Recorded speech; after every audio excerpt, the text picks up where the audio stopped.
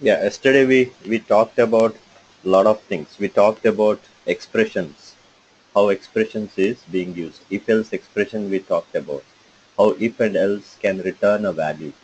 Similarly, we talked about match expression. Match expression is also able to return some value. Then we saw match expression with default data types. Sorry, not default data types, basic data types. Then we also saw that match expression with with wildcard patterns. In wildcard patterns, we saw about value binding was one thing. Along with value binding, we saw pattern guard so that we can have a if condition along with the value binding. Then we also saw underscores, which is nothing but the default case. So we just saw the basic way of using a match expression. Then we saw one of the use case of the match expression where we want to dynamically know the data type, and based on the data type some expression I want to evaluate. So such kind of a thing if you want to do, match expression comes in very handy. Then we saw the uh, for expression. Then we saw the for expression. I said that for expression will also return some value. For can be used for mutability purpose. For can be used for immutability purpose. It can be used for mutability and immutability.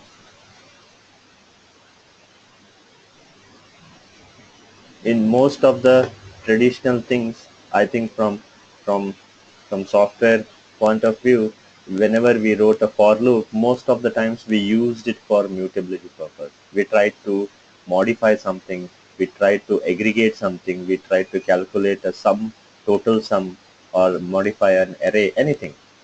But now we will also see how it is used as an immutability, and also we'll see what is the use case of having such an immutability. So yesterday we saw simple loops. Yesterday we saw simple loops with the a new syntax that is associated with the for loop. For loop older syntax or the existing traditional syntax doesn't work here. We have to use some other syntax. So we saw just few examples, like I can say for I 1 to 7, then I can say print ln.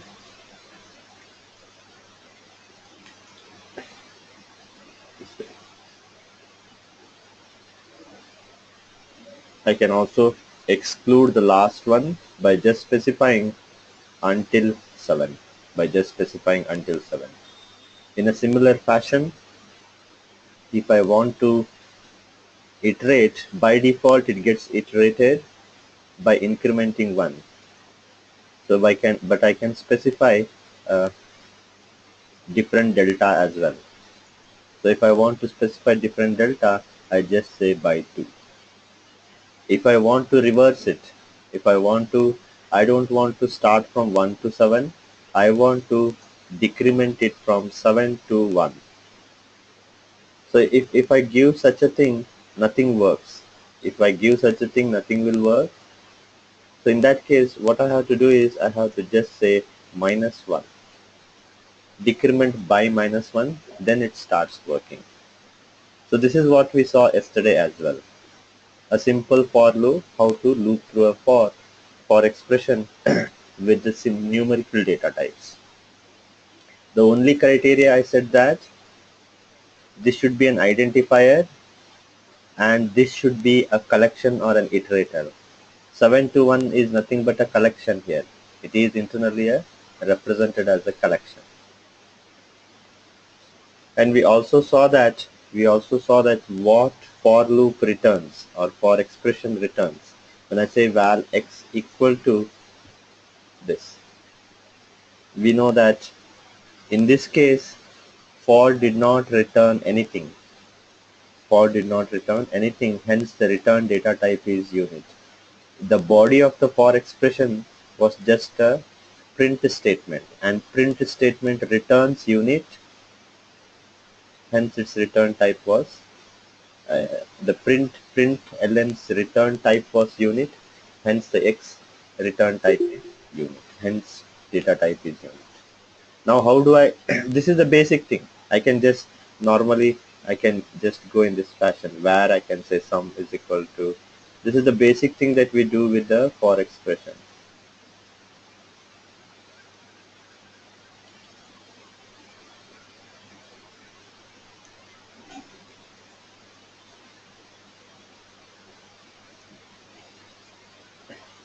So this is the basic thing that we do with the for expression. We did not return anything from here. We did not return anything from here from the for expression, but we modified a global identifier. Now we can check the value of sum. This is how we usually use a for loop. This is usually how we use a for loop. Next we'll see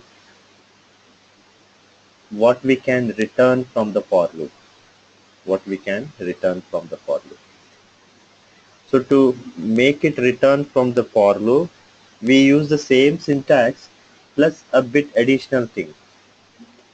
For immutability purpose, the way we write is for, we have an expression here, then we have a yield keyword, then our body. This is our body, or I can say block of expression.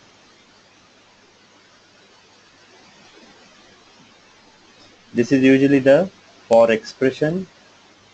Then we have the yield keyword.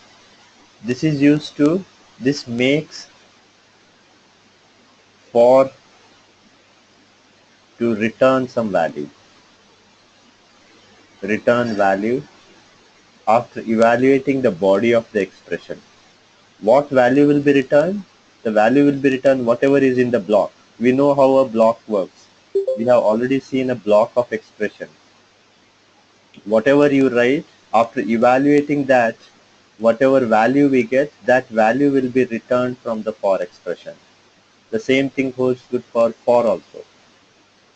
The only thing is we have to have a yield keyword here. That's how it makes it as a. So let's use a for loop. I will say the same expression I will say, and I will say val x equal to something. That's the reason we are able to use the equal to sign before the for expression. I will say 1 to 7. I will say 1 to 7 here. Even though block flower brackets are not required, because I will be writing only one expression. I will use a string interpolation. I will use a string interpolation. I will say day colon dollar symbol I. I gets evaluated. We know that whatever is inside the I dollar symbol, that gets evaluated if we prefix the string with yes. That's what we call as a string interpolation. Now what is the body of this for? Okay, I did not do anything. I did not use the yield keyword. If you see here, I did not use the yield keyword, hence nothing was returned. Even though we had this as the last expression, nothing was returned because yield keyword was not used. So I will use the yield keyword, and this time a value will be returned. And what value will be returned? It will evaluate the body or the block of expression this. Whatever value we get, that value will be returned. So what value we get here? For I is equal to 1, we get day 1. For I is equal to 2, we get day 2 as the string. The string gets evaluated and that string is returned. So finally what we will get? For every loop, one or the other, day 1, day 2 will get. So how it will return and store it in a X. So since we are returning multiple values for each value of I, so it will be collected in a collection. It will be collected in a collection, and finally the whole collection is returned from the for expression. So this time if you see, for I is equal to 1, it was day 1. For I is equal to 2, it is day 2. For I is equal to 3, day 3, and similarly for I is equal to 7, day 7. It evaluated everything that was there in the body of the for expression. Whatever value it got, that value was stored in a collection, and at the end of the loop, the whole collection was returned. Whole collection was returned. So that's the for loop. For I usually say that's the for expression which is returning some value. X, if you see, it is a collection actually. It is an indexed collection.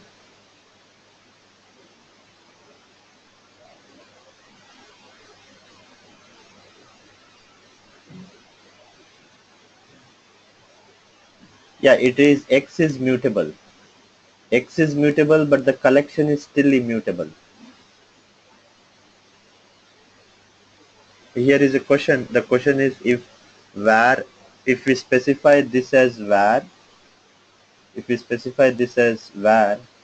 then whether it is a mutable. Yes, in that case, X will be mutable.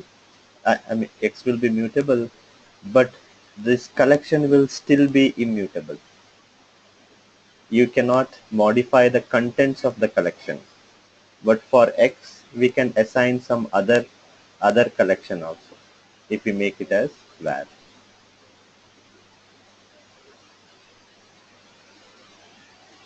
Now, what we have seen now, as of now, what we have seen, we have a for expression.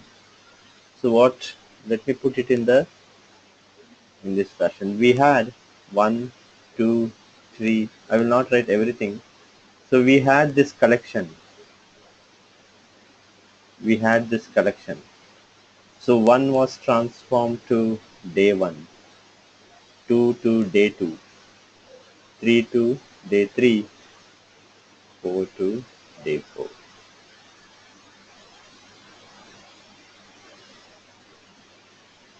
So if you see, there is a one-to-one mapping that is happening. So if you remember from your set theory, mathematics set theory, you might have learned. So we see that there is from one set to another set, there is a one-to-one mapping based on f of x, based on the function that you define. If you say f of x is equal to something, f of x we say usually as, here f of x is nothing but $i.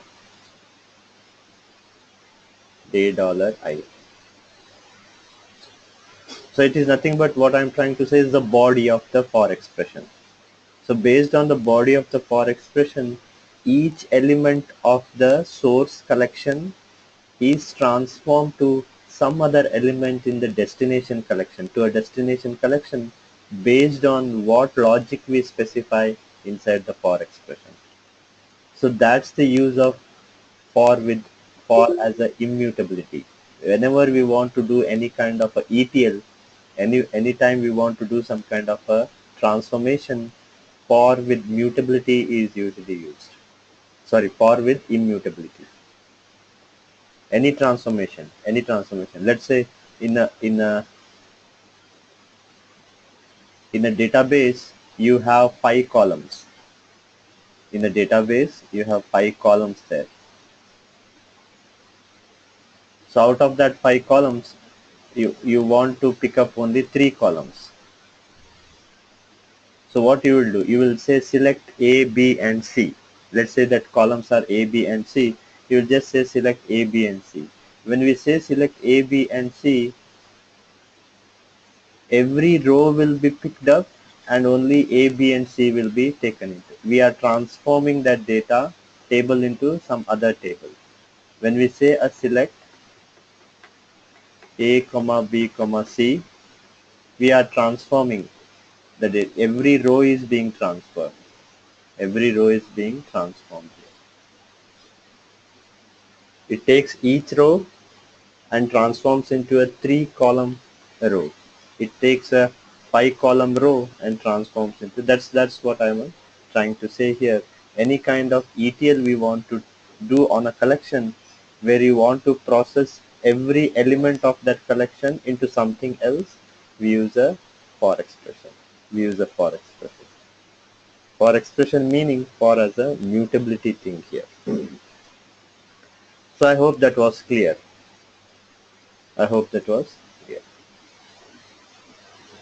So internally what happens here is, internally for yield we are using, right?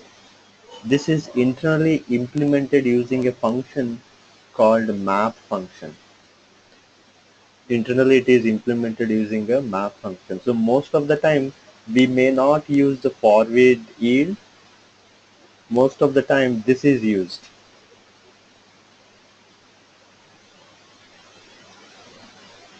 And we will look into these functions as well. Going forward we will look into this. But this is how we say that it is a for with yield. It is used for a transformation. Used for any logic you can specify. You can specify any logic here and you will get, based on that logic, we get a different collection. If you see uh, initial collection was an integer. It was a collection of integer. We got a collection of string. So we transformed our data. We can do any kind of transformation based on what logic we specify.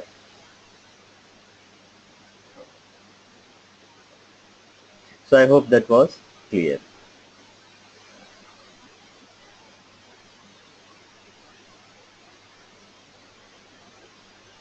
Any questions here?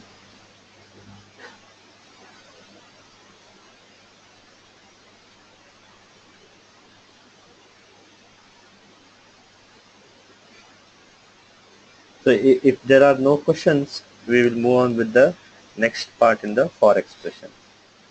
So we have seen iterator, we have seen matching guard, pattern guard. If you remember, a pattern guard is just a if condition. In the match expression, we saw pattern guard providing a if condition with the value binding. In a similar fashion, in the for expression also we call it as a iterator guard. When we say iterator guard, there is a if condition here, so that we can filter out some records. We can filter out some records.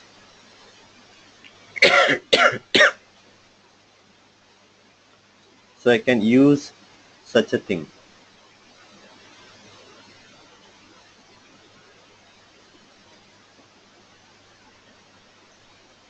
So if you see here, I'm iterating from 1 to 10, and as we see that it is an iterator guard, which is one expression. Hence we don't use the semicolon in between. Even if you remember, in the match expression, we specified the value binding and the iterator guard. We never had a semicolon in between because both are taken as one expression. So it will iterate from 1 to 20 and it will check whether I is divisible by 3. If at all it is divisible by 3, that value will only be yielded. Otherwise, it will not be yielded. So we will get it will return a collection of multiples of 3. It will iterate or I will say it will return a collection of multiples of 3. So if you can clearly see here that we have filtered out certain values. We have filtered out certain values. We had 1, 2, 3, 4, 5, 6. I will not write all the things here. Out of this, we got only 3 and 6. So destination collection was only this. Our source collection was this.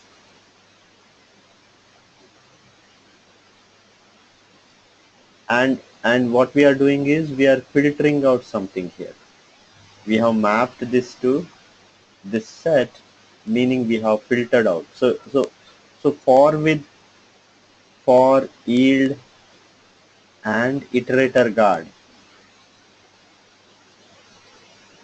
is used whenever you want to do some kind of a error handling. You have a data set with hundreds of records or thousands of records. Out of those records, I want to filter out certain records which are not good.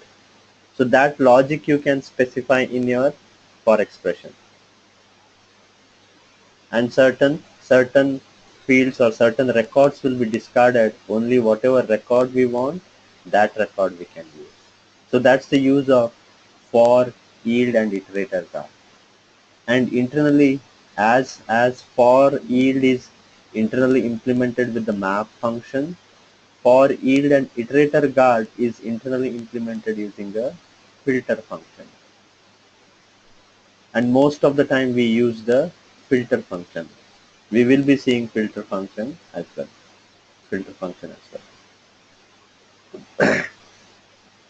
So everything is transformed into a function so that it could return some value.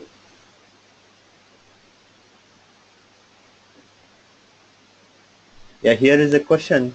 Is in the backend two collections are created in case of filter? Even for both the cases, there are two collections. Okay, not two collections, only one collection. The source collection and the destination collections, if you are talking about then two, then that are the two collections, source collection and destination collection. And it holds good for the for and yield also, not just for the filter part, also for the mapping also. Two collections will be there, source collection and destination collection, because we said that collection is immutable. We are trying to transform elements, hence one more collection gets created.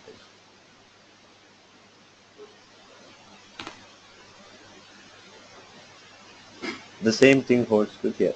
I hope that was clear.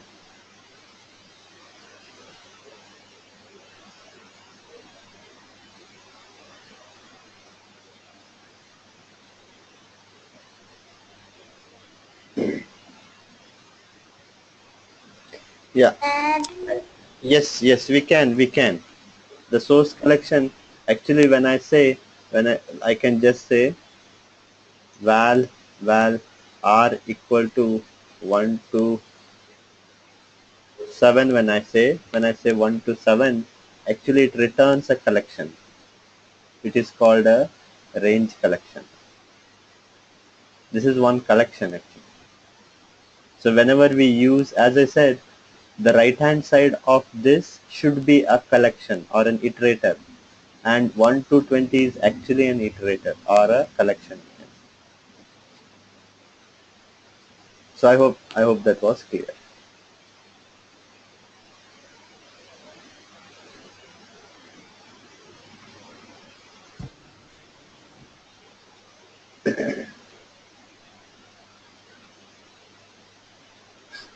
So as I said, on the right hand side there has to be a collection. It need not be a numeric collection. Range collection comes as a handy. Range collection comes as a handy if you want to deal with numerical values in the for loop. If you want to deal with numerical values in the for loop, range as a collection makes a bit easy things. It makes easy, or you can say it comes as a handy. But if you want to use some other data types in a collection, I can do anything. I can say val array is equal to, I can say, a list. This is how we create a list, or I will say initially we'll take array. I can say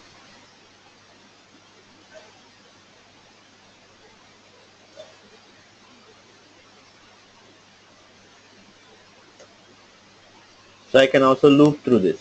I can say for anything SA. As I said, on the right hand side it should be a collection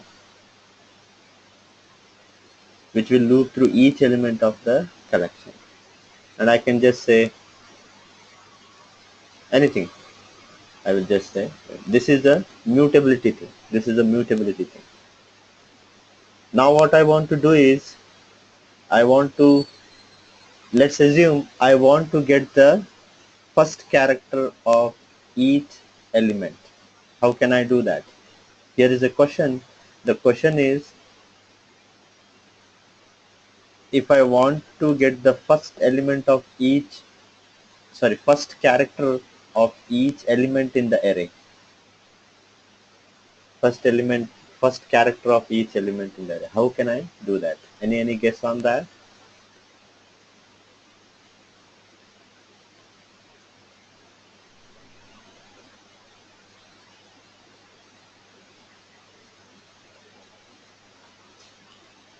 So if I put in a graphical manner, probably,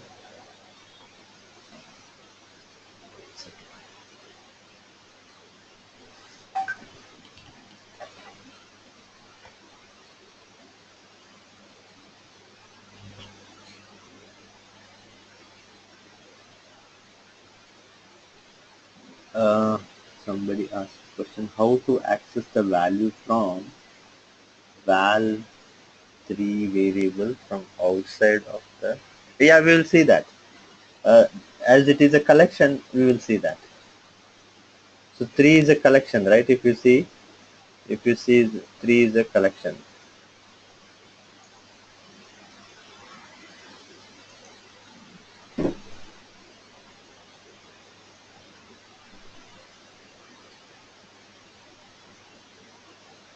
If you see 3 is a collection, we just say 0th index will give the first element, first index will give the, this is how we specify the index.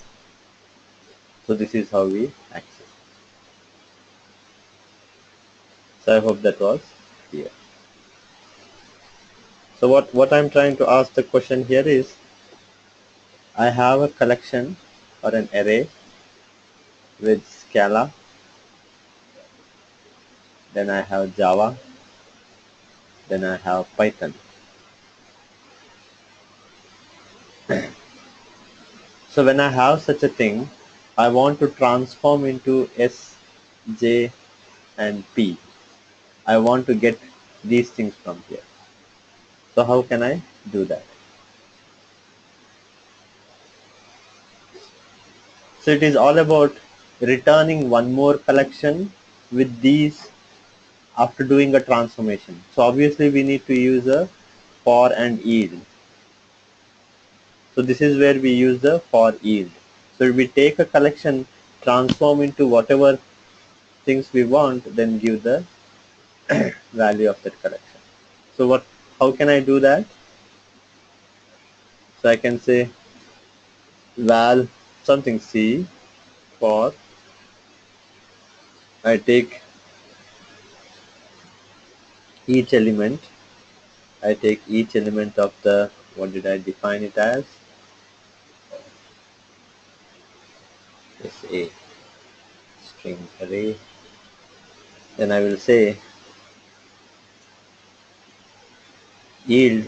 We know that C is each string. Sorry, S is each string from the collection. I have to just say S of 0.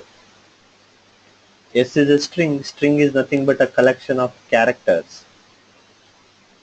S is a string and string is nothing but a collection of characters. If you want to access the first character of the string, we just say S of C. So we can see based on what logic you give here in your body of for expression, a transformation happens. The transformation happens. Now I want, let's say I want, probably these could have taken as like exercises, but that's fine. So I want the length of each string.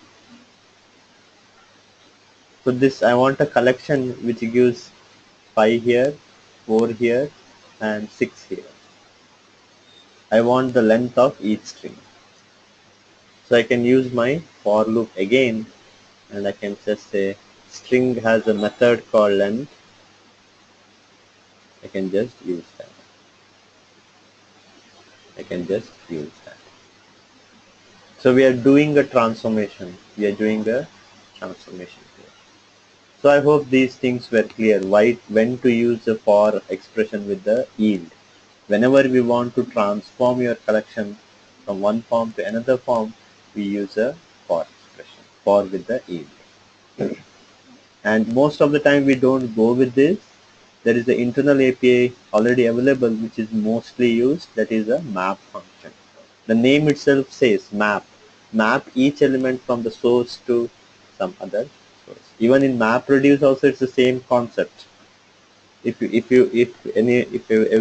most of the people are a background from MapReduce, if people have gone through MapReduce, what does map do? Map function, what does it do? It takes key and value, and it based on some logic here, it outputs some other key, let's say key X, and some other value. So if you take the whole thing, from each record it takes this whole thing and transforms into some other key value. For each record it does, for each record. So that the whole thing we are achieving, this is done in MapReduce framework. This is done in MapReduce framework, and we are able to see this being done in the Scala language itself. This is being done in the Scala language itself because for expression returns a value. Because for expression is able to return a value. So I hope things are getting clear here.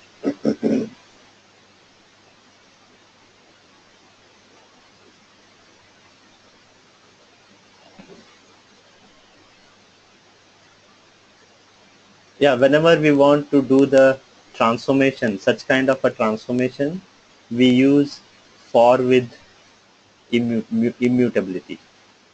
Whenever we want to do such kind of a transformation, we use for with immutability.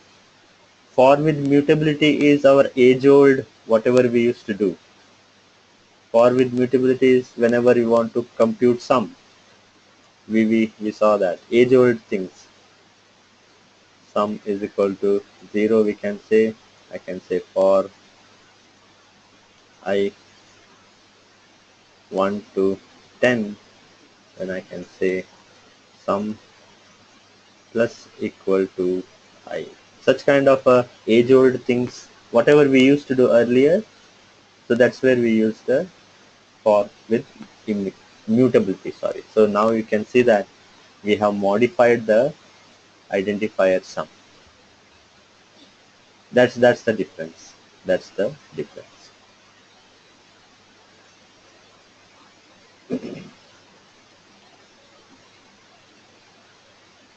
So here also the if condition, I hope Rajshekar that was clear.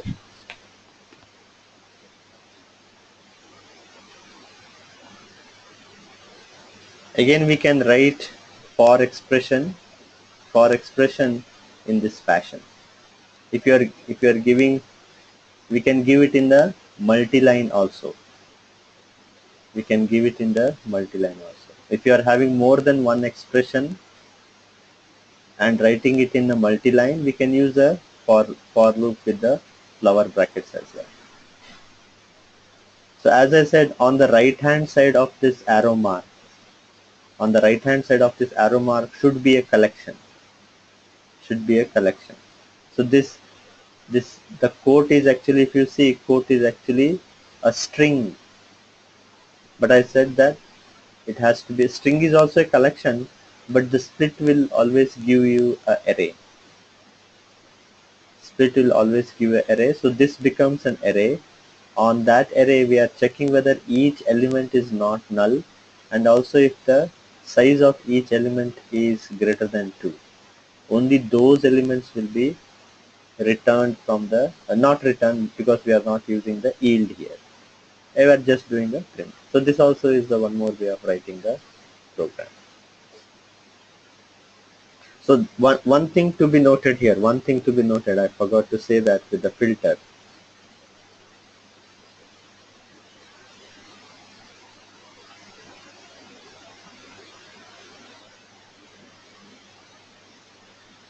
So if you see here, we had this iterator guard, and we got a collection which is divisible by 3.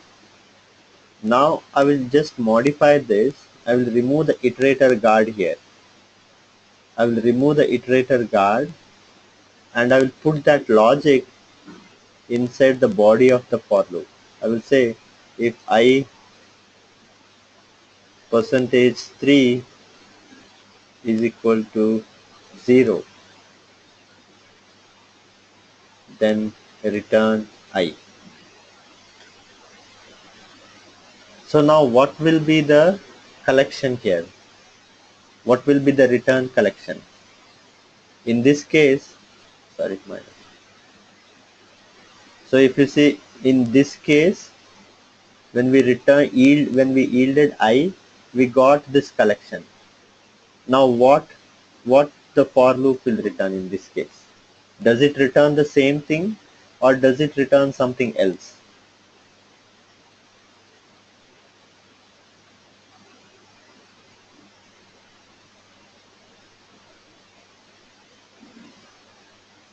It's not an array.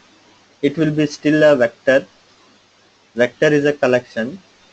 But my question was, my question was whether the content of the collection will be same numbers, or the something else will also be there. Whether it will contain only the divisibles of 3, or something else will also be there.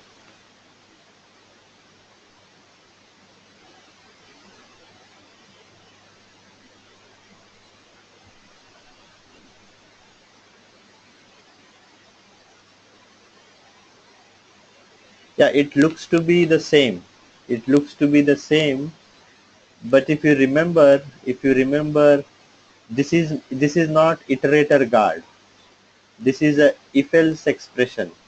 This is a if-else expression. Only if you specify it inside the for expression itself, only if you specify a if here, then it is the iterator guard. I said that iterator guard is different from if-else expression. So this is a if-else expression. We know that if the condition is true, it returns some value. If the condition is false, it returns some other value. We have seen that as a if-else, and compiler considers both if and else, even though you give only the if condition. So when the condition is true, it will return this, and if the condition is false, nothing is there to us. Hence the return type is unit, and unit value is represented as parenthesis. So it will be a collection of these numbers plus parentheses. It will be a collection of these numbers and parentheses. So we have to be a bit careful. So whenever we use the if expression in the body of the for loop. So you may end up giving such things.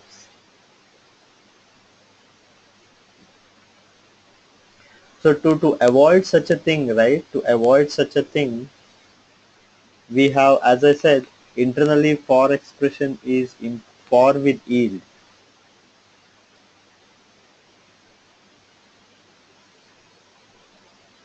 To avoid such a thing, we are getting such a thing because instead of iterator guard, we use the if condition inside the body of the for loop. So, but there are most of the cases will be such type of cases. We might have to write a if condition. We might have to write the if condition. So, how do we get rid of such a return value? So we can get rid of, as I said, internally it is implemented with the filter function. Most of the time we write a filter function. Most of the time we write a filter function. So we'll see that. Once we learn about map function or filter function, it will be much easier. But I hope the logic was clear here. Why did we get these things? Why did we get these things? These are all unit is represented in this fashion.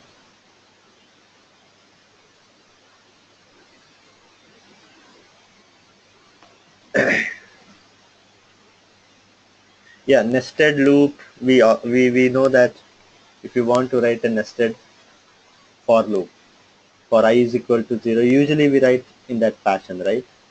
Usually we write something like this.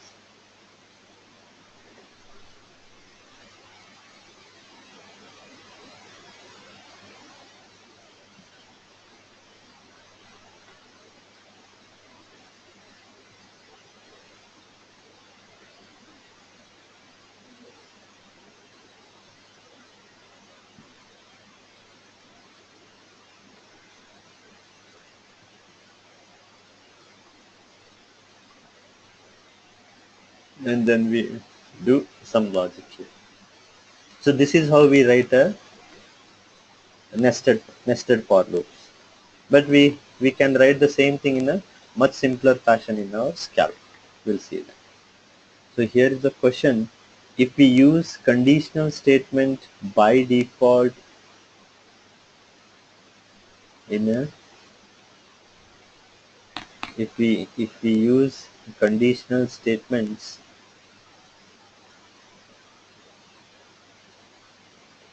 no in a no, I didn't get the question, Rajsekhar. Sorry, Pramod, right? In the previous segments, we used for and flower brackets and couple of statements, right? T is not Uh, equal to null and T. your voice is breaking. I mean, I could hardly. Yeah, the previous, right? In the for loop, right? Yes. You wrote some conditional statements. The for loop, like T is greater than not that filter conditions. In Oh, the okay. documents, you showed something. Right, right, right. We Yes. see the and by default conditionally by default that is and conditionally default, right? Yes, yes. It is and actually. This also should hold good, and this also should hold good. The and condition, right? Yes, yes. But what about R? If you want to specify R, Or also, 1 second.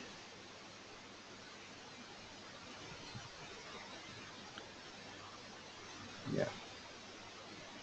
I haven't tried these things because most of the time I use the filter higher order function. Let's check what it does actually. We usually don't use this.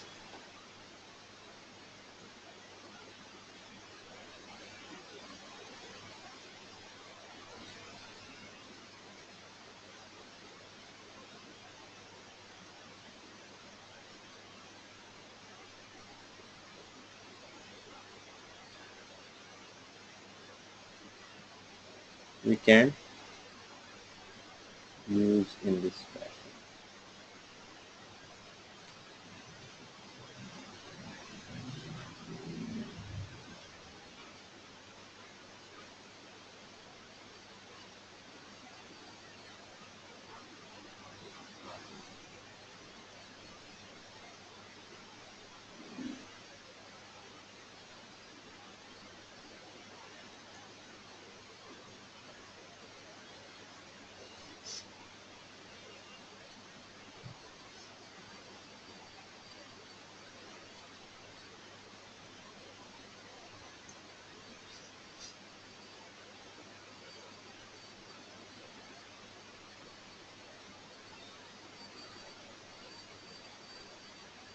Oh, 1 second.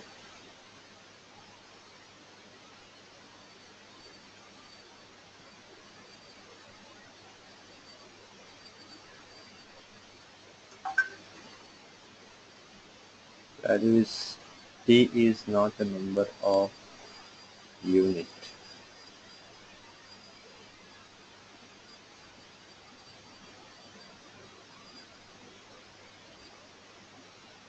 If t is not equal to null,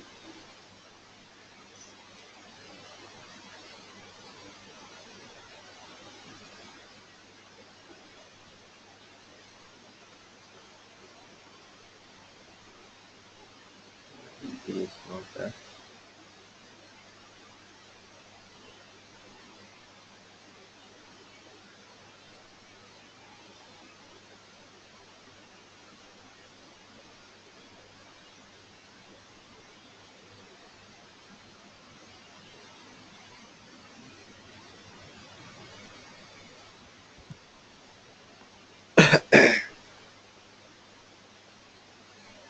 Let me check what is that error. There is a strange error.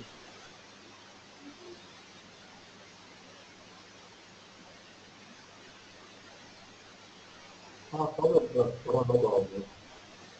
I will just check that what is that error and send the result. Sure, sure. Yeah, what happens here is I usually don't use this. Most of the time, as I said, internally it is represented using the filter function. I always write a filter function. It becomes a bit easy in the filter function. We don't have to, we can specify any logic there. Here it becomes a bit restricted thing. So I will, but still I will check how it can be done, and I will, but by the end of the day I should be able to do that. I will be sending the code. Yeah, let's move ahead. As we are as I said, for nested for expression, we can write the whole nested for expression in this fashion also. We used to write in this fashion in the traditional programming language. A for inside the for, the same thing could be achieved with this. The same thing could be achieved by this. We iterate from 1 to 2, then for each value of x, we iterate from 1 to 3. And finally, we are just printing here, we should have the value 3.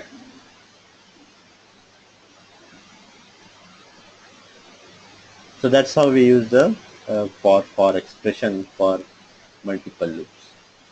In a similar fashion, please do try that as well. Similarly, we have a value binding.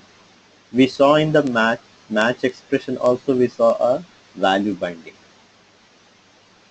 Here also we have a value binding, meaning we bind the value here itself. We can do something like this here itself.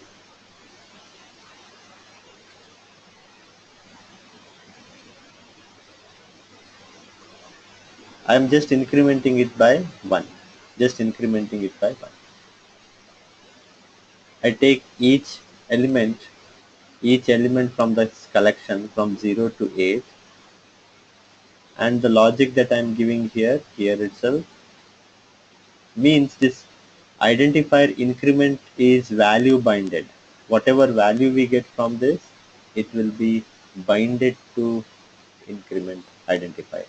And finally, that will be collected in a collection, and the collection will be returned because we are using a yield here. We are using a yield. So that's what we call as a value binding. We can do it in the body also. We can do it in the body as well.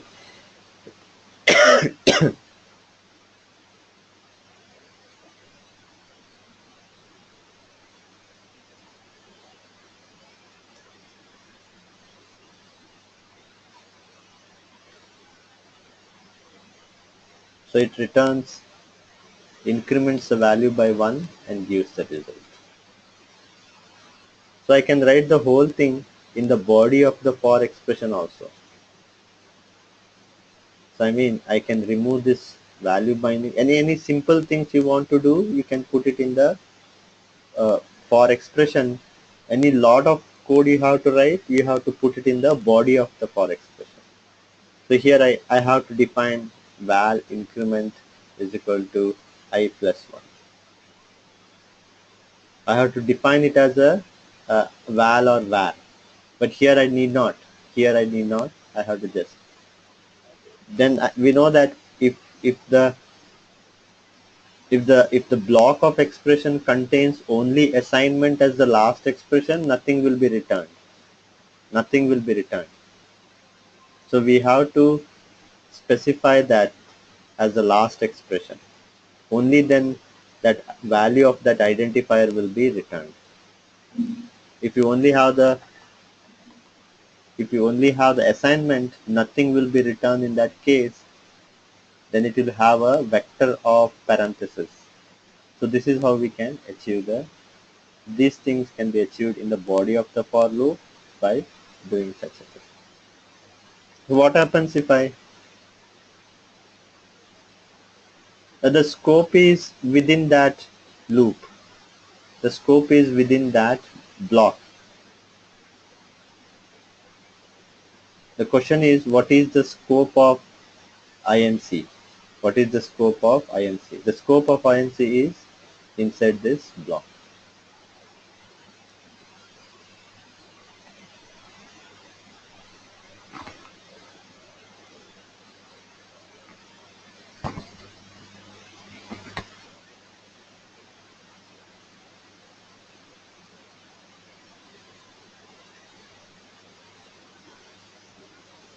So what happens if I have the same thing and I assign this and give this?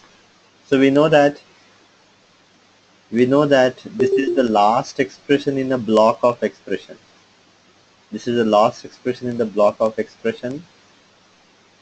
Hence, it is just an assignment. Nothing is returned from this. Hence, the return data type will be unit. So it will have a collection of parentheses. So it will just have a collection of parentheses. Unit, for every element a unit was the return data type. So that's the reason it will have in this. I think something is similar to the logic what I have specified in the OR. There is some logic similar to that. I think here also we are getting error, right? There is something like there is something returned which is not supposed to be returned. That's the error. I will just check that also and I will let you know. But I hope the value binding was clear here. We can do the value binding here itself, or we can do in the for expression itself. I mean to say, sorry, or we can do it in the body of the for expression, but we have to be a bit careful that we have to put as the last expression so that it gets returned. Otherwise, we only have a assignment in the body of the for expression, nothing, nothing gets returned, hence it will give a collection of parentheses. So that's the for expression from the Scala. It's slightly different from the normal traditional for. That's the reason I took it. Whatever were the new things, I took it here. The old things we did not talk about. But the old things also work for the mutability purpose. Next we have the while loops. I will not discuss anything about the while loops because it is same as in other programming language. We use it for mutability purpose. If you see the generic, the body is usually a statement. Statement means no return value. No return value means mutability purpose. So any aggregate. Hello, Kama. Yeah, Srividya. I have a doubt here. Yeah. When we are using yield, then every time we are executing the body of the for loop. When we are using, can you repeat that? Your voice is a bit low. When we are using yield, every time we are looping through the body of the for loop, do we assign this INC value to the increment every time we loop through the for loop, or at the end of the for loop, the final value of INC will be returned to increment? Every time. Every time an object will be created and it will be stored in a collection. So this return internally will be stored inside a collection. So every time we get a value in INC, the same time we get the value in the increment, right? Every time we get the INC value, it will be stored inside a collection. I'm not sure whether we are on the same page. Can you repeat the question, because some words are getting. Okay, I will repeat. Here we are we have val inc is equal to I plus 1. Correct. Yeah. So here we are passing that value to the inc collection, right? Yes, it will be collected inside a collection. A temporary collection will be created. Yes. So At the at the same time the value is passed to the increment, val increment. at the same time, in the sense, no, I didn't get that. Like here we are returning inc to increment, right? No, no, this we are not returning to this. This, when we say return, this itself is making it to be collected in a temporary collection. Oh, We have the new value. I was 0. Then we said I increment become 1 now. That 1 we want to store it in a temporary collection. Only it happens because of this last expression. okay. So whenever we specify this last expression, meaning we are returning from the for, and where it will be returned, it will be returned inside the temporary collection. And finally at Okay. the end of the loop, the temporary collection will be returned and it will be assigned to this. Okay. That's clear. Yeah. That's what. Okay. Thank you. And those things will be internally taken care by the Scala language.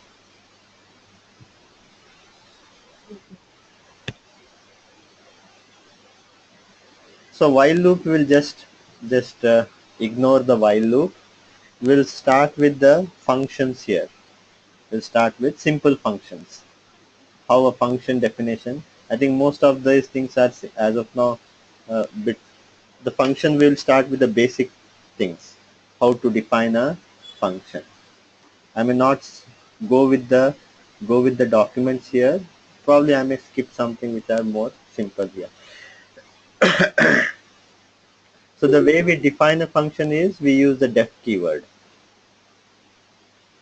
Def, I can say, give a name to that function, product, pass the parameters as this. We know that we need to specify the data type in this fashion. Data type always comes at the last. So then an equal to sign will be there. An equal to sign is used to separate the name on parameters of the function and the body of the function. The body of the function is just I am saying x multiplied by y. So this is how we define a function or a method in this syntax.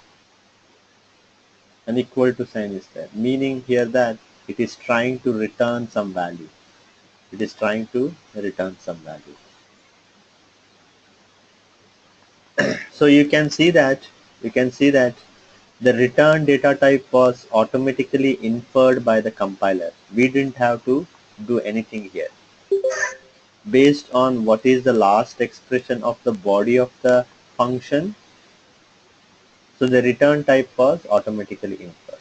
Since it is a x star y, which is a multiplication of two integers, the return type is also an integer. And this is the as traditional way of calling a function. That's right. This is how we traditionally call function. Usually we don't write an independent function. We usually put it inside a class. We put it inside a class here.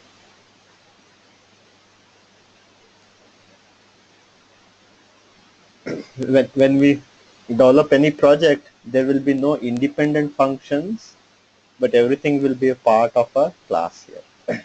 We will see those things as well as we go and write some programs, some IntelliJ, or when we will be discussing a Spark application.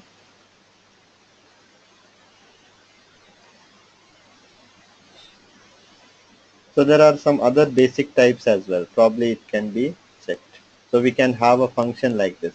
I can define a function saying hello. I can define a function like this without any parameters, then the body of the function is nothing but this. This is the body of the function. This function doesn't take any parameters, but it returns a string. Hence the return data type is a string. So I can call this function with parenthesis, and also I can call this function without parenthesis also. So you can see some of the code being written. If they are not using any parentheses, the function can be called in this fashion as well. So these are all just basic types, just to remember that you don't come across any errors.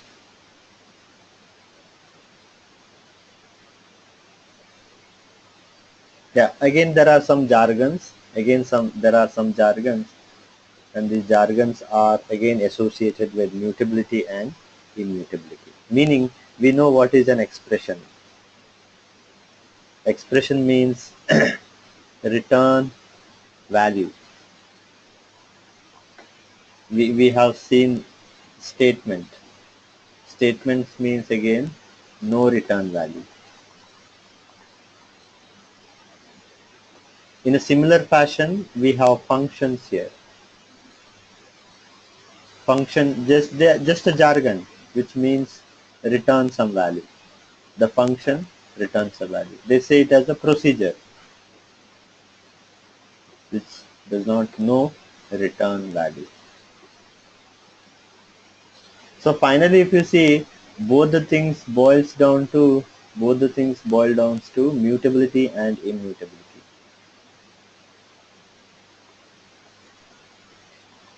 And this is nothing but mutability.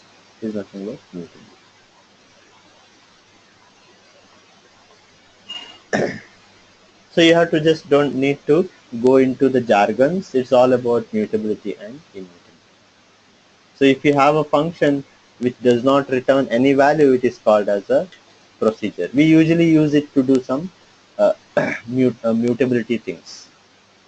So we can define a function, say log, and I can say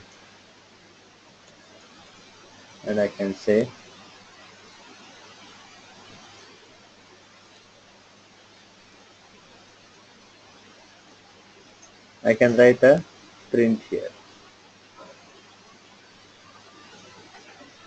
Sorry for that.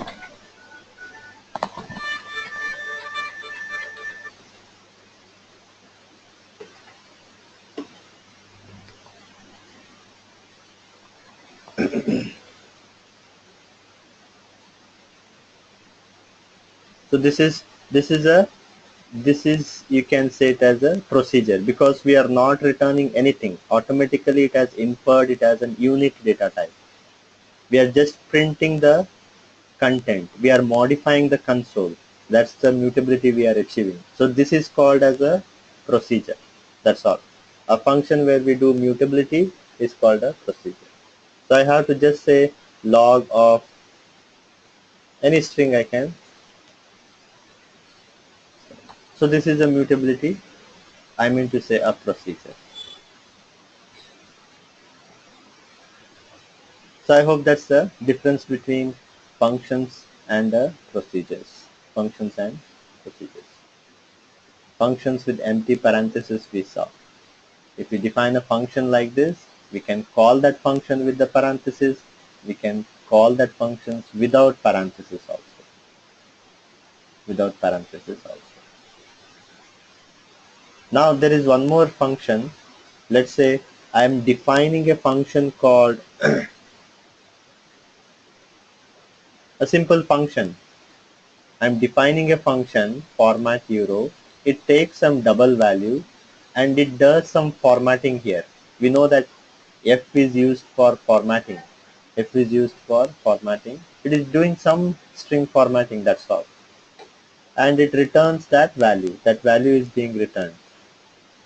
Now I can call this function. This is a traditional way of calling the function. This is a traditional way of calling the function. We can also call this function as a block of expression. As a block of expression, meaning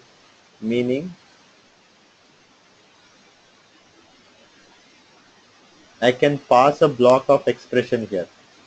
I can say val rate equal to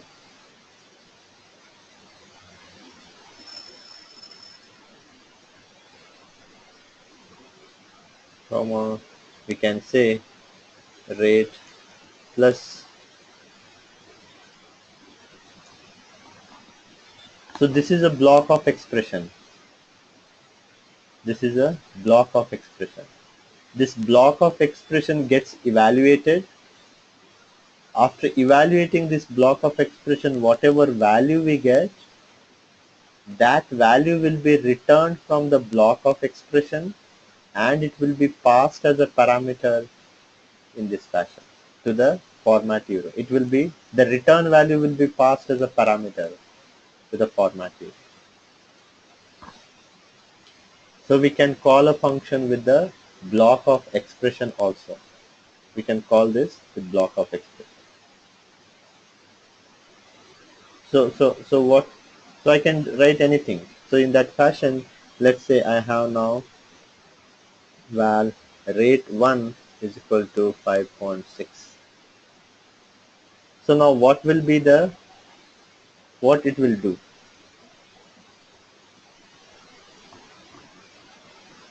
Now what will be the input to the format euro? Any guess on what will be the input to the format euro?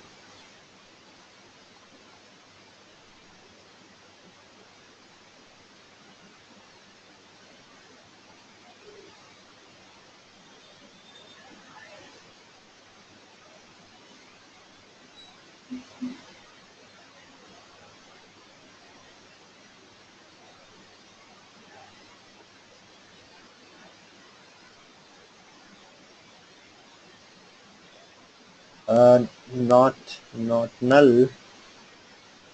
So if you take this expression, if you see this block of expression, I will just take this block of expression.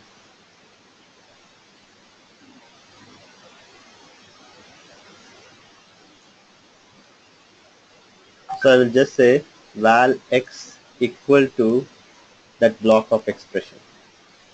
Val x equal to, we know that what does it mean? If you see the last expression, is just an assignment. If the last expression is just an assignment, what will be returned from this block of expression? Unit, nothing will be returned. Hence the return data type will be unit. So we are trying to pass whatever is the return from this expression. We have defined our format euro to accept double, but we are trying to pass unit to that. So it will give an error. So if I put the,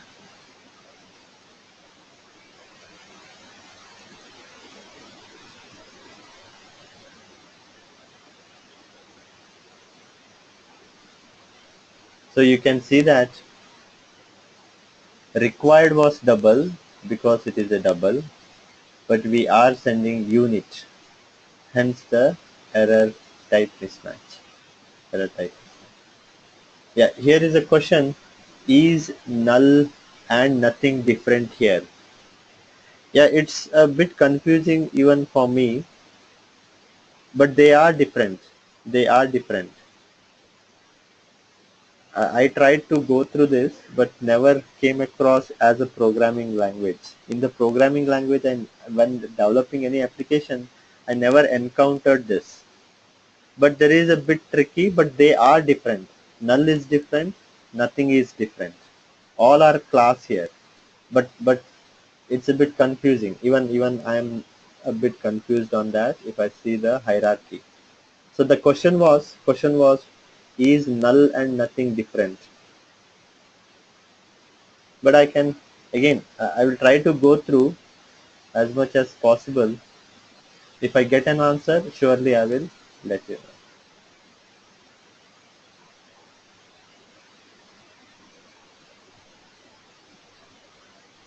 So if you see here, nothing is a class. Nothing is a subclass of null class. Null is actually a class. We can create an object of the null class. And nothing is also a, but I need to still go into more depth why such a thing was done. So once I get clear on that, why such a thing was done, what is the use case of null and nothing, I will surely let you know. I tried to understand it, but still some confusion is there. I will let you know. But they are different. One is the subclass of the other.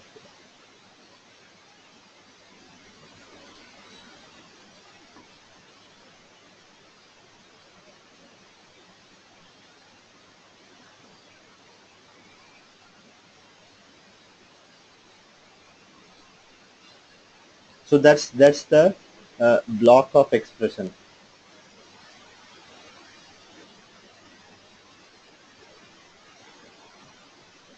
Uh, in case of for loop, no, we already saw that, Rajshekar. I will just send you a mail. I will send you a mail with the both two different examples.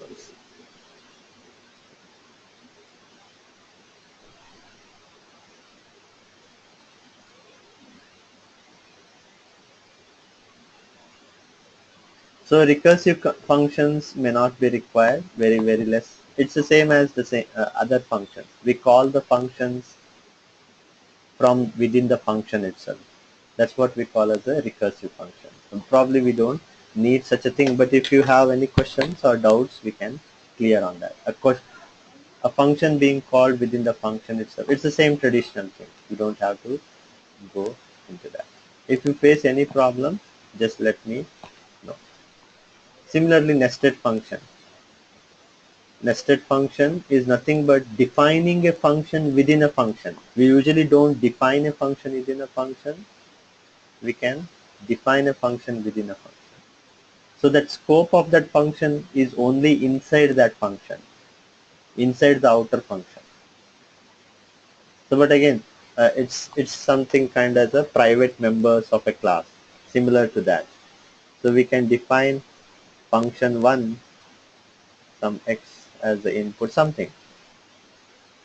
And we can define one more function here. Define function 2, which takes y something. We just say y start with something. And this function can be called only inside the function 1. Function 2 can only be called only. I can do some val y is equal to x plus 10. Then I call function 2 with y as the something. So the scope of this function, f2 is only inside function 1. It is not inside. You cannot call it outside the function 1. That makes it to be a private.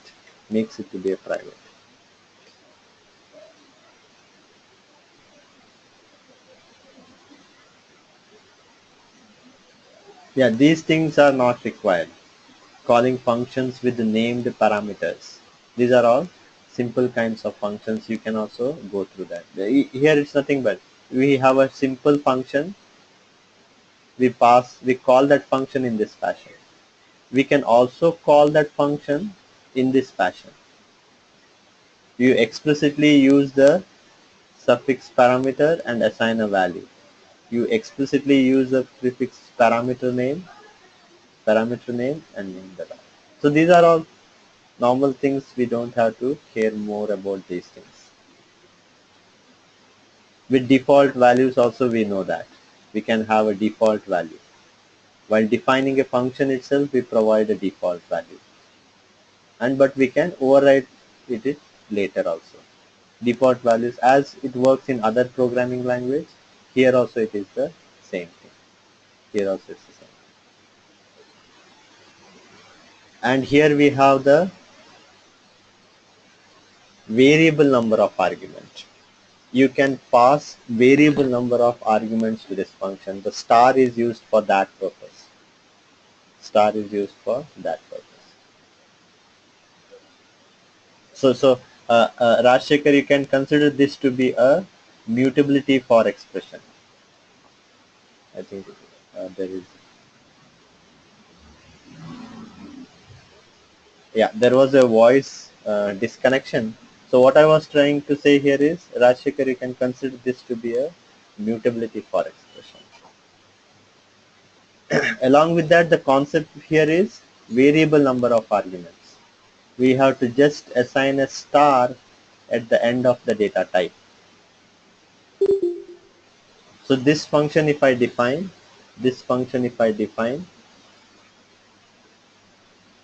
I can just call this function without any parameters because it is a variable number of arguments. 0 or more number of arguments. I can call this as this. I can call this as this.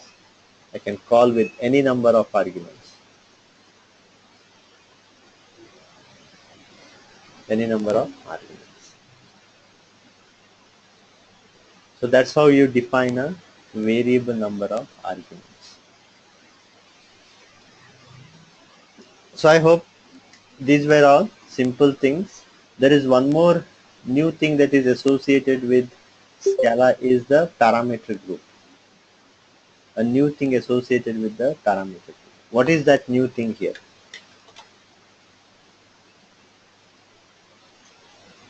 So I can define a function called product.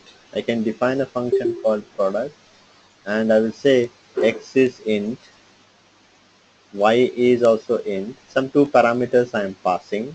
Then I will say x star y. This is my function, simple function that takes two parameters and multiplies both the parameters. That's the traditional way of defining a function. Traditional way of calling a function is 4, 5. As simple as that. But we can also define a function in a slightly different manner. So that we call as a parametric group. We call it as a parametric group. I can call. So this is one parametric group. This is one more parametric group. So there is no new concept with parametric group. The concept, nothing is there. It is only the syntax. So these syntax are used in higher order functions, and they are used in implicit functions. We will be looking those things. Till now you have to just hold back on this thought. And I just want to clear one thing is there is no new concept associated with the parametric group. It is only the syntax. And these syntax will be using in the higher order functions and implicit functions, which we are yet to see. Those are all some complex things. Once we learn those things, the parametric group syntax will also be clear. If you see, the way we call this function is 4, 5 something in this fashion. The logic remains the same, only the syntax has changed, and that syntax is called parametric group syntax.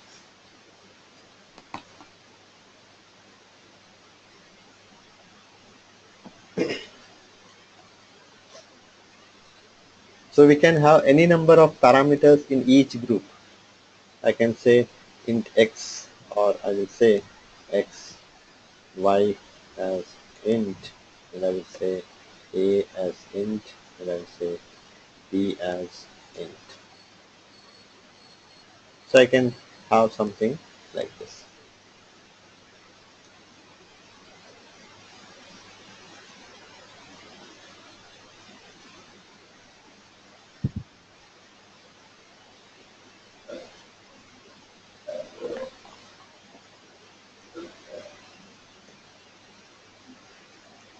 So I can call the function in this fashion. Here is a question. The question is any advantage of parametric group. So as I said, there is no new concept associated with that. The advantages we will come to know when we learn higher order functions and implicit functions. So as of now, what we can imagine is some parameters which behave in a similar fashion, we group them together. Some other parameters which again behave in a similar fashion, we group them together. So that's the idea. The advantages or the use case we'll see once we learn higher order functions. Just hold on to that thought until we come to higher order functions.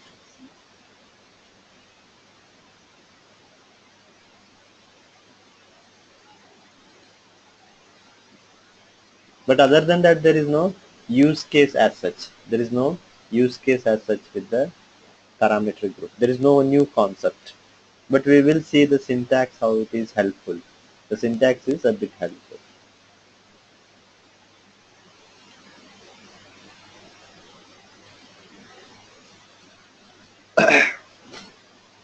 Next we have type parameters. So what is type parameter?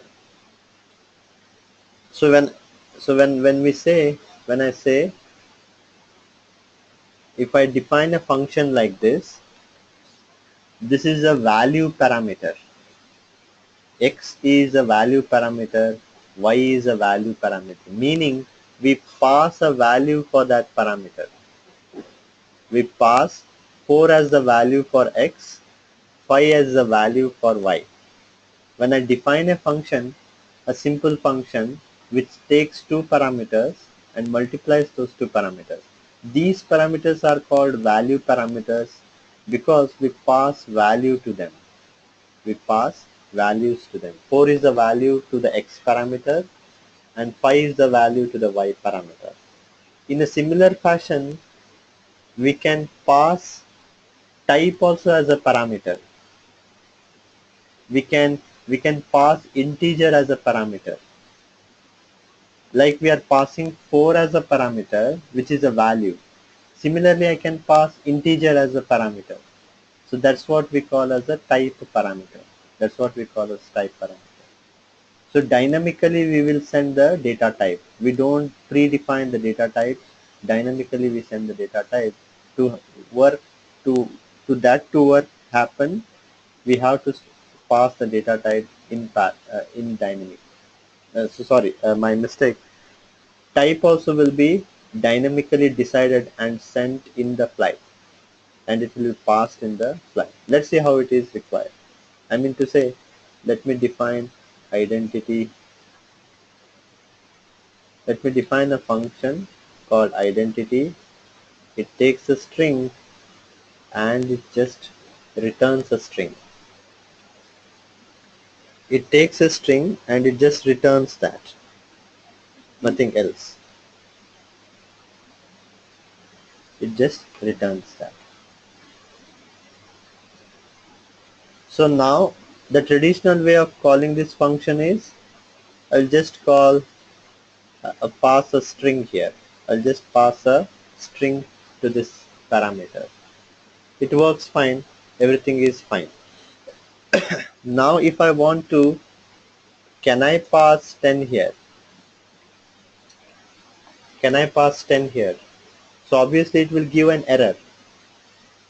We have defined that function to receive a string and we are passing an integer. Obviously it will give an error saying that required string found integer. In a similar fashion, I cannot pass a double also. It will again throw the same error. Required string found double. Now how can I make my API more generic? So this type parameters usually comes to make your function more generic. Whenever we are developing our library or whenever we are developing a framework, we want our APIs to be more generic. Whenever we expose our API to a third party or some other team, we need to make our API more generic. So this is where the type parameters comes. So I want this function to accept a string I want this function to accept integer. I want my function to accept a double also. I want different data types to be passed as a parameter to this function. How can I do that? That can be achieved with the type parameters. So in that case, I need to redefine my function so that it can accept different types. So I will say here type is of type T. Now I will be passing type also as a parameter, and I will say X is of type T or S or anything. X is of type T, and I will return X. So this is how we define type parameters. Type will be also passed as a parameter here. So when I call this function, when I call this function, I can specify type as int, and I can pass 10 as the value. So it works fine. I can say 10.5 and I specify double as the value, double as the type. Then I pass the string value. Scala is the string value, and the type also I will be specifying as a string.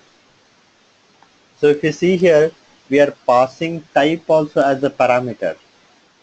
Type is also being passed as a parameter, but the syntax is a bit different. So we have made this API a more generic now. We have made this API more generic so that it can accept any data type. It can accept any data type. So that's what we use the type parameters for solving such problems. So you will see in Scala, lot of type parameters will be used internally. Going forward, we'll be doing the same things. We'll be using all those things. In Scala itself, there are a lot of functions which are generic functions, which are very generic functions. So I hope that was clear. Type parameters.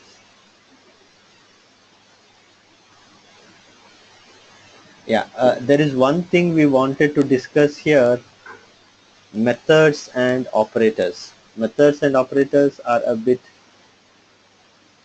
interesting, so it will reveal some few things that we haven't seen yet. So we know that we said val x is equal to 10. We also said that val y is equal to 20, and I also said that Scala is pure object oriented program. So when I said Scala is a pure object oriented program, what I mean is anything that you create in Scala is an object. Anything that we create with val or var is an object. Not just val and var, but anything that we create is an object here. So X is an object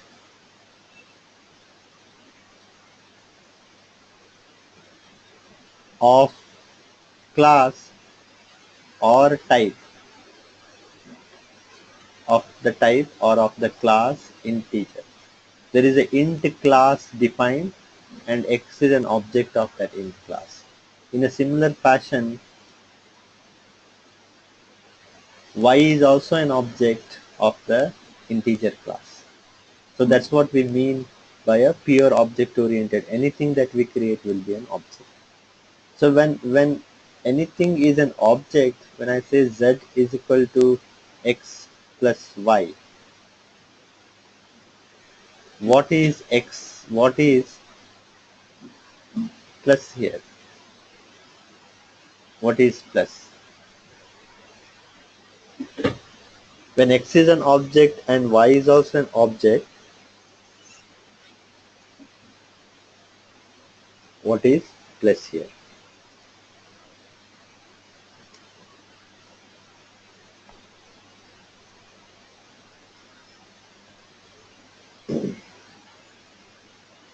So there is no operators in Scala.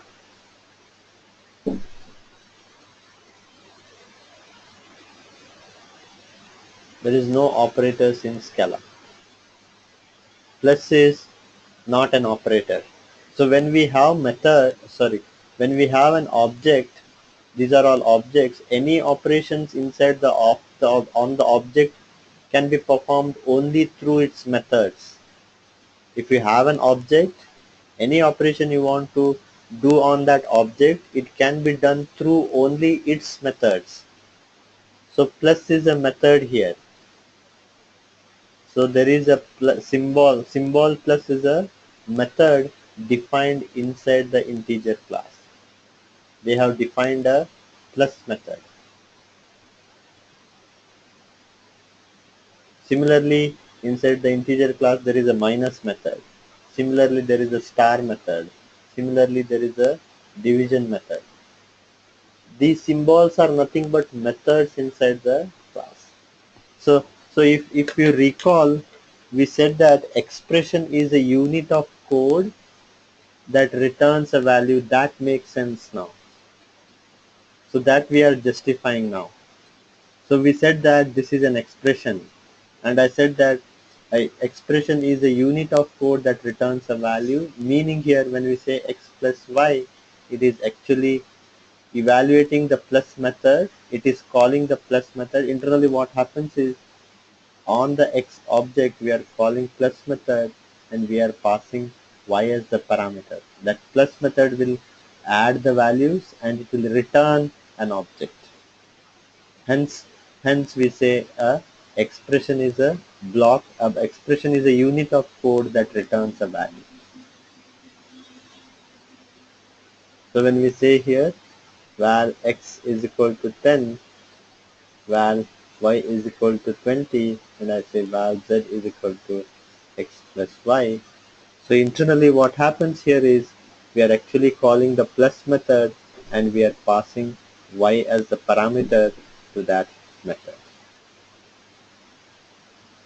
Hence it's an expression that returns a value. Makes sense.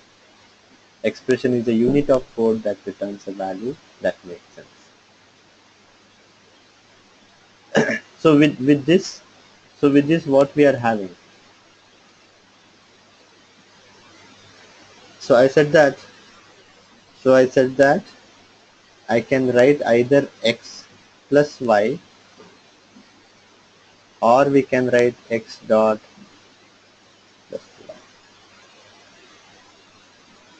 So these two syntaxes, we can generalize these two syntaxes because they are not restricted to only arithmetic operations. We can apply it on any expression, not just arithmetic operations. So we can generalize this. So we have an object, a space, then the method, then space, then parameter. So we can generalize this syntax in this fashion. Any method or anything can be, any method can be called in this fashion. Similarly, this also, we have an object, dot, then we have method, then we can pass parameter. So either we use this syntax or we use this syntax. You will see both of the syntax being used here and there in Scala. Here and there in Scala. So what I mean by that is, so let's say I have val s is equal to hello Scala. Val s is equal to hello Scala. Then I can say val s1 is equal to s dot, I can call contains method. There is a contains method on a string which will check whether Scala is exist in the S, or whether S contains Scala. Obviously hello Scala contains S Scala, hence it will return true. This is how we write it traditionally, but with the other syntax also we can achieve the same thing. We have an object, we have a method, then we have parameter. I can also write in this fashion. It does not apply only to the arithmetic operation, that syntax apply to anything. We can generalize this with specified object, then space, then method, then space, then parameter. So you will see the code being written in this fashion also, which is nothing but we are calling this method on this object and we are passing this parameter. So I hope this was clear. I hope this was clear. That's what we meant by methods. And so because of that pure object oriented program, anything that we create is an object. Any operation we do is a method call on that object. There are no operators, nothing like that. Hence we call it as a pure object oriented program. We call it as a pure object oriented program.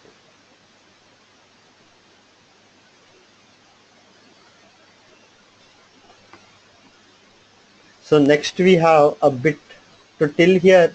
Almost we talked about simple things and slightly advanced things.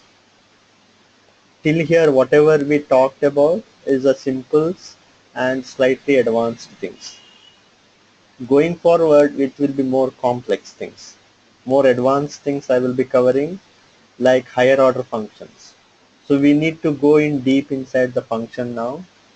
So we need to understand why higher order functions are required. What is the use case of higher order function?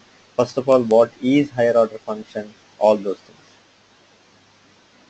So I think this is a new topic and it requires a fresh look from the starting. What we'll do is we'll wind up the session here. We will continue tomorrow on the fresh topic of higher order functions. I hope that should be fine.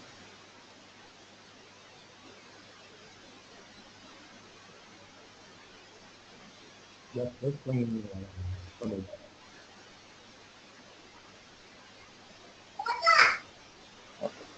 Yeah,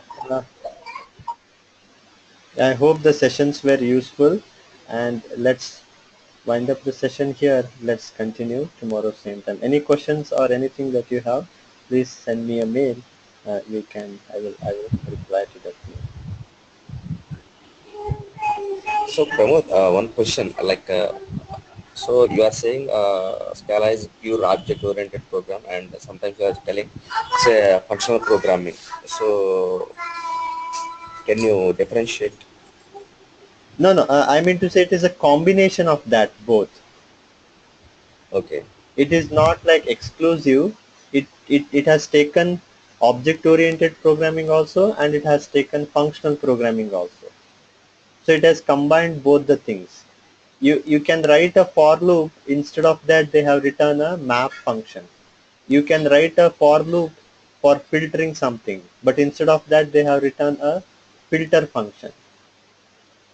So you need not use for loop internally, which is implemented using the map function. We usually use that. So we'll come to know once we understand this higher order function, then we'll look into the map function, then we'll see the filter function, then we can differentiate. It will be much more clear in that case.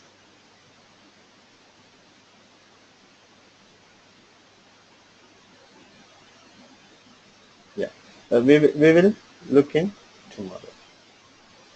Have a nice day, everybody. See you and take care. Thanks so much, Prabodh. Pardon?